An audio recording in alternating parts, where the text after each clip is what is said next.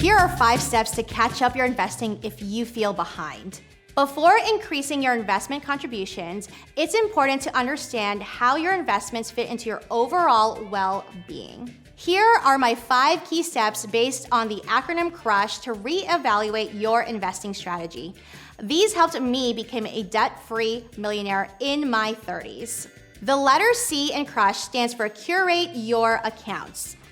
A study by Chase found that 55% of Americans with recurring payments don't know exactly how much is automatically taken out of their account each month.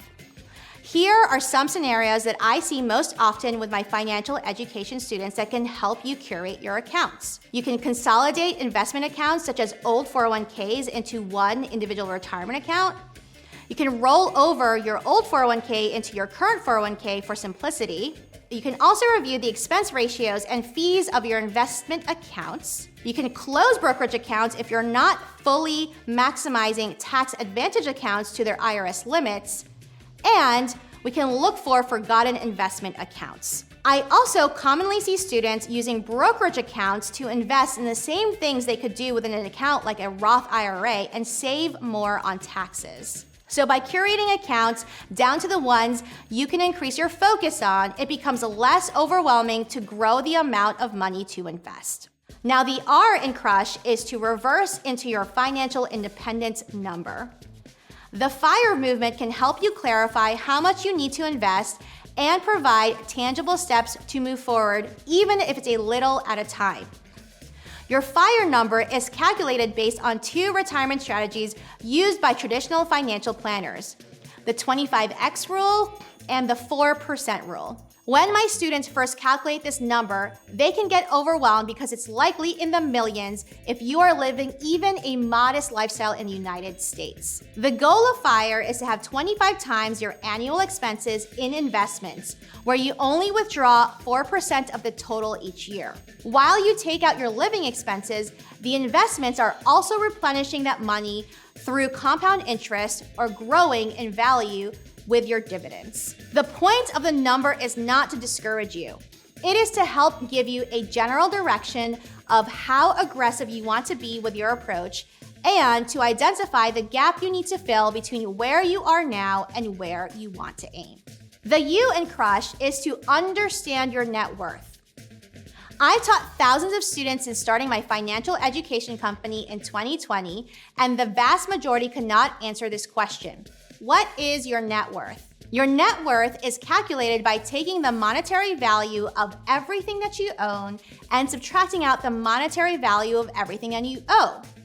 That includes credit card debt, car loans, mortgages, student loans, and other forms of debt. I teach all of my students to track all of their finances in one system to reduce the busy work of updating manual spreadsheets. In very simplistic terms, your new investment plan starts by closing the gap between your FIRE number and what your current net worth is. For example, if your FIRE number is $1.2 million and your current net worth is $200,000, the idea is that you will need to move toward building investments of $1 million. Having this general idea of where I was financially helped me to take steps forward to increase my overall net worth. So for example, I started paying off my car, I refinanced my mortgage to a lower term from 30 years to 15 years, I closed any savings accounts that weren't a high-yield savings account, and I paid off credit card balances under $1,000 and limited myself to just 2 credit cards. Understanding your net worth may also help you identify areas where you can save money now to lower the amount you need to invest in the long term. That brings us to S, and that is to spend intentionally. If you want to catch up on your investments, decide ahead of time how much you will invest each month and put it at the top of your budget versus putting it last on your priority list. So many people think they don't need a budget because they don't have extra money. Until I learned how to do a zero-based budget, I thought leftover money was a good thing. But people often plan for the expenses they have, thinking they'll send any additional funds to their investments.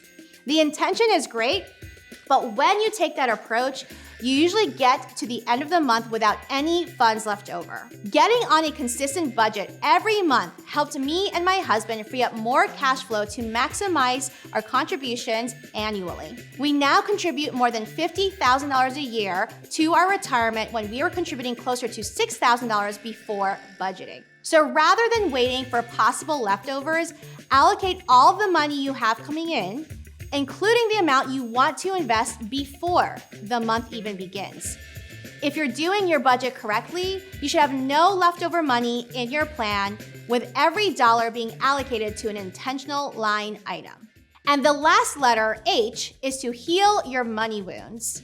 As a financial coach, I learned most people don't invest not for lack of knowledge, but because of the fear of losing money. And that fear is not irrational. It's often based on past traumatic experiences with finances, like losing money in past investments, getting fired or laid off, going through a tough divorce, having a medical emergency that caused financial stress, or growing up in a family with financial challenges.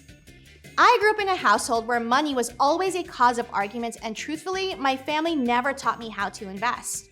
The emphasis was always on having a high salary and a good job title. I was also worried to invest more because at first, when I started my career during the financial crisis in 2008, I was a human resource professional in the banking industry in New York.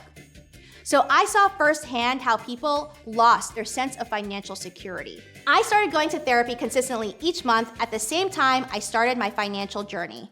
And I would argue it's been the best investment I've made to my financial future. Investing has inherent risks, and I only started investing more aggressively when I felt emotionally and mentally prepared for any potential losses. By talking to a licensed professional about the past experiences that formed the fears I had around money, it helped me to move past them and take more risk in investing over time.